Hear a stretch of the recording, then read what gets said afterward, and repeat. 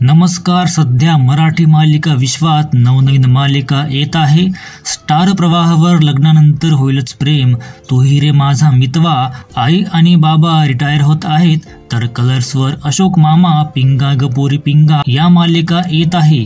यात झी मराठी सुद्धा मागे नाही, ती सुद्धा 2 नवीन मालिका घेऊन येत आहे व याच 2 पैकी एका मालिकेत अभिनेत्री दिव्या पुगावकर झळकणार आहे.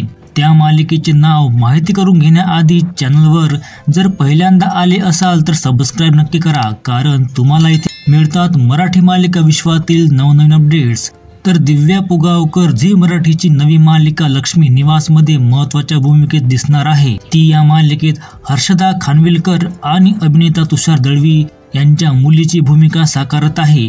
दिव्याने याआधी मन धागा धागा जोडते नवा या मालिकेत मुख्य भूमिका केली होती.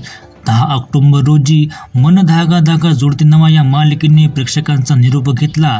तसेच दिव्याने मुलगी झाली हो या मालिकेत सुद्धा मुख्य भूमिका केली होती. व्हिडिओ आवडल्यास लाईक नक्की करा आणि चॅनलला देखील सबस्क्राईब करा.